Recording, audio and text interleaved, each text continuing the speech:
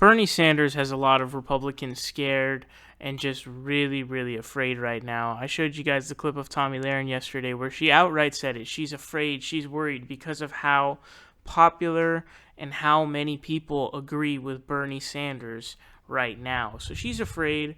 Republicans are afraid. Conservatives are afraid. They are genuinely worried.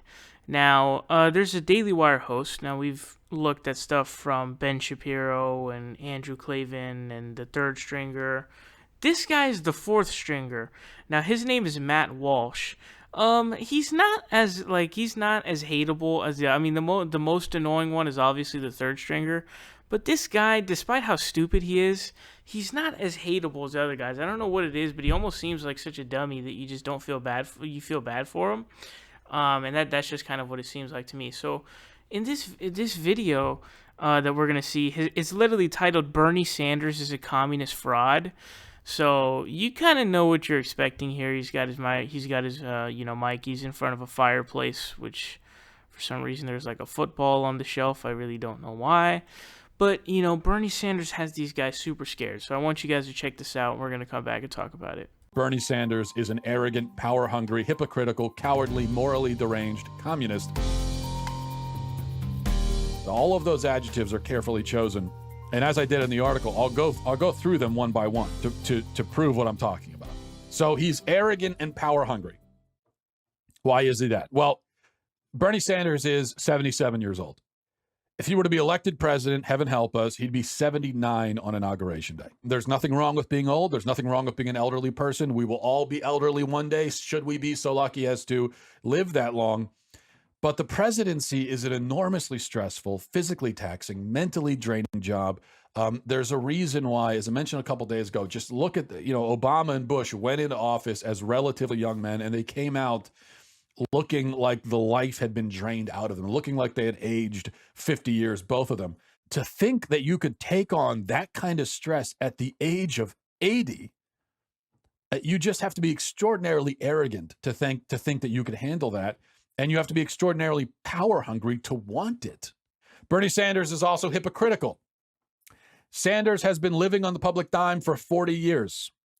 During his time as a public servant, he has managed to amass a fortune and a seven-figure income, especially over the last few years, that puts him firmly in that same one percenter camp that he has spent decades decrying. He hasn't cashed in on his political career to the same extent as, say, Hillary Clinton or someone like that, but he is no middle-class hero, that's for sure. He laments income inequality, and meanwhile, he rails against the evils of capitalism, but he has done quite a bit of capitalizing himself. Just a couple of years ago, he bought his third house, which is a modest little $600,000 lakefront property in Vermont. I happen to believe that Americans are entitled to buy as many homes as they want and to make as much money as the market allows.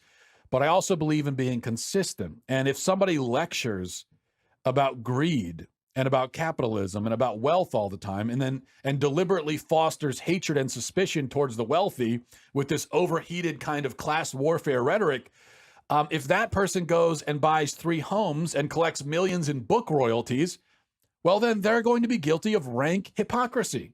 Bernie Sanders is also cowardly. Sanders earned a reputation as a kind of scrappy freedom fighter who stands up against the dark and powerful forces in our culture, but he is not very convincing. And he's about as convincing in that role as he is in the role of middle-class champion, because it doesn't take any courage for a Democrat to stand up there and pump their fist and shout about Wall Street and corporations and so on. But there are powerful forces in his own party which it would require courage for him to stand up against, and which he does not stand up against. It's pretty crazy to see that whole spiel of Bernie Sanders being a communist fraud of some, that's a really heavy charge to levy against somebody, and there was legitimately nothing in there that was in any way.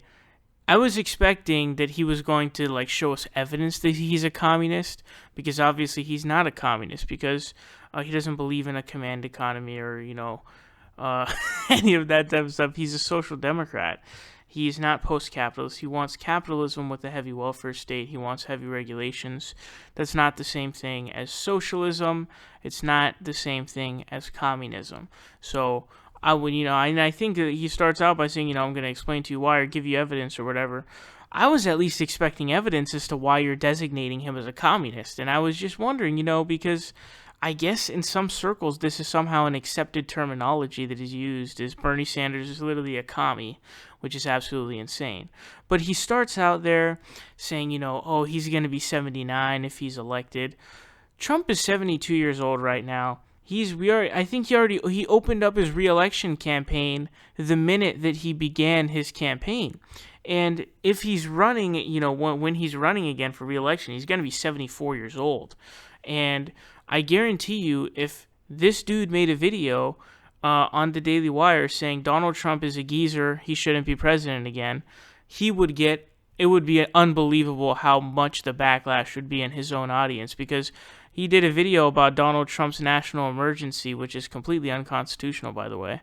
And even that got some backlash for even just halfway going against it. He wasn't even going against it. He was still, kind of, just with it. But imagine the backlash from that. These guys are the biggest hypocrites ever. I hate this dumb age argument because Hillary, Trump, and Sanders were all around the same age. I think Hillary was like 69 or something like that at the time of the election.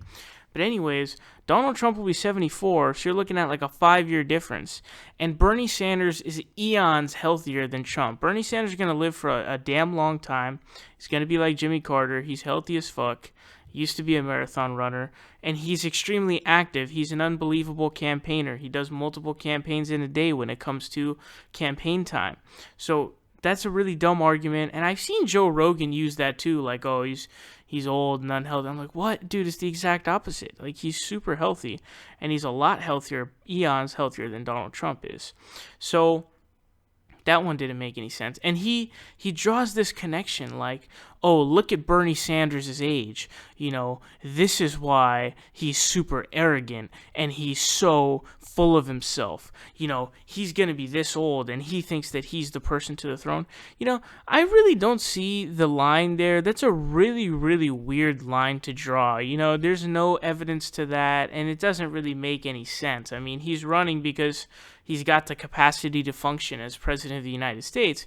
And by the way, Reagan was super old too when he was in office as well. And he was, I believe, critiqued by Walter Mondale for his age. And that was a big thing then. Remember, he got Alzheimer's during his presidency. So, I'm sure that they didn't like Reagan for that too, right? Of course not. Reagan is their, Jesus, basically.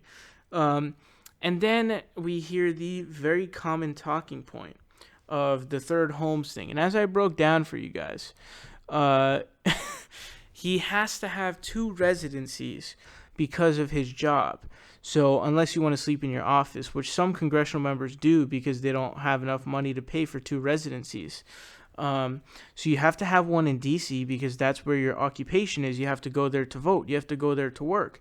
But you also have to have a residency back in your constituency because that's also where you work. So you have to go back and visit your own fucking constituency. So you, by default, have to have 2 residencies. I think it's a condo. I forget if it's a condo in Vermont or if it's, whatever it is, but it's a small place in DC because it's obviously super expensive there. And then the third house was there was a house in Maine inherited by his wife, which was then sold, and they bought a $575,000 house in Vermont. And that's not even that crazy. Like, I live in California, dude. House prices are insane here. A ton of upper middle class people, and I would say most of them actually, live in houses as much as that or more expensive than that. By the way, houses right now are almost at the prices of, at least the ones that I'm seeing, are basically at the same price or near the same price as they were at the peak of the bubble. So they're insanely expensive right now. But that's not that crazy. It's like a 4-bedroom house or something. Like, is that really something to be like, oh man, he doesn't support Medicare for all, whatever. It doesn't make any sense. It's this dumb attack line that doesn't make any sense. And he brings up the class warfare thing. Dude, he's talking about people like Jeff Bezos. He's talking about people like Bill Gates and who have massive, massive amounts of wealth. What's Jeff Bezos's his net worth? 133 billion. What's Bernie Sanders' net worth? 2 million. And he's one of the poorest members of the Senate. Dianne Feinstein's worth like 100 billion. I think Pelosi's worth like 30 million, and apparently her husband is super rich too. So you're looking at Bernie Sanders is going after people like Jeff Bezos, who has a net worth of 133 billion, and Bernie Sanders has a net worth of $2 million. This still is a clear class consciousness that exists with Bernie Sanders, and he's obviously fighting for progressives and American, the American people and impoverished ones. This has nothing to do with that. It's this dumb attack smear where you're not even, this is the thing, you're not even going after him in terms of oh, here are your positions. Here's why I disagree with them. That's not even what you're doing, dude. You're trying to smear him as some fraud who's this fake commie or whatever. You say he's a commie and then you say he's a fraud. So he's trying to simultaneously say two things. He's trying to say, A, he's a communist and I hate him for that. And then B, he's trying to say, oh, he claims to be a communist, but he's also part of the 1% because he has this $575K summer house that has 4 bedrooms in Vermont. So it's just a lot going on there. But this guy is such a doofus. But I can't get pissed watching this guy because it's he's such a dummy that it's hard to get mad at someone because you just feel bad. You watch him and you're just like, wow, I feel bad for you. How can I be mad at you? You know what I'm saying? So anyways, this guy is the Daily Wire fourth stringer. His name's Matt Walsh, and he's not too bright.